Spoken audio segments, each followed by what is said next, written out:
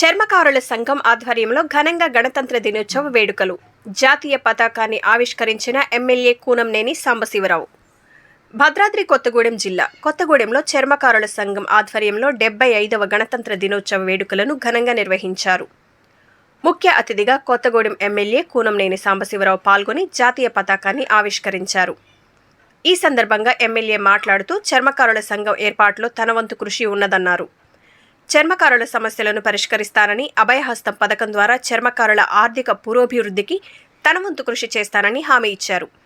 పెద్దపూడి రాంబాబు, పట్టెల సతీష్, పెద్దపూడి నాగేంద్రబాబు, శ్రీను, ప్రకాష్, వెంకన్న, సంజీవ్ బాబు, చెదలవాడ సూర్యప్రకాష్, ప్రసాద్ తదితరులు పాల్గొన్నారు.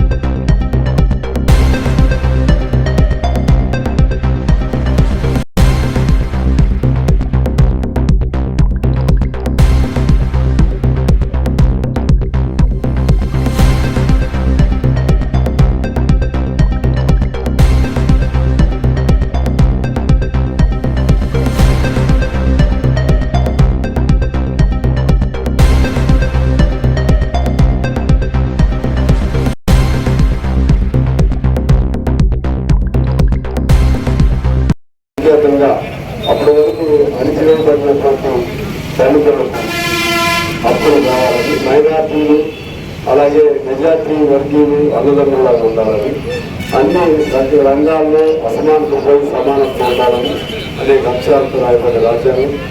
దళితులకి ఇప్పుడు కూడా హక్కులు వచ్చిన ఆస్తులు అయితే రాలేదు, గొంతు పెరిగింది.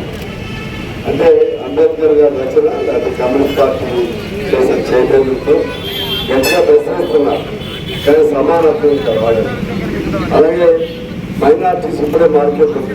మైనార్టీస్ ముస్లింలైనా హిందువులైనా అన్నదమ్ములాగా కలిసి 40-45 ఏళ్ళ మీద సంబంధం ఉన్నటువంటి మార్కెట్. అలా ప్రజల్లో బాగానే ఉంది, కానీ పాలకుల్లోనే బాగా దాన్ని మారాలంటే చైతన్యం పెరగాలంటే కేవలం అధికార పార్టీలతోనే మోసపుచ్చుకోవద్దని మనం చేస్తాం. కమ్యూనిస్ట్ ఉందా, ఎర్రజెండా లేకపోతే ప్రశ్నించే వాళ్ళు ఉండరు, ఎర్రజెండా లేకపోతే ఇది జరుగుతుంది అన్యాయం చెప్పేవాళ్ళు ఉండరు, ఎర్రజెండా లేకపోతే ఈ చర్మగారులు ఉన్నారు. చర్మగారులకు ఆ రోజుల్లోనే సంఘం పెట్టారు, ఆ రోజుల్లోనే సంఘం పెట్టారు. మీరు వినాలి దావేది కదా, దావేది అదే తెలుసు నాకు. చర్మకారుల సంఘం ఆధ్వర్యంలో మరొక చర్మకారుల కుటుంబానికి సంబంధించిన అంబేద్కర్ గారు రాసిన రాజ్యాంగం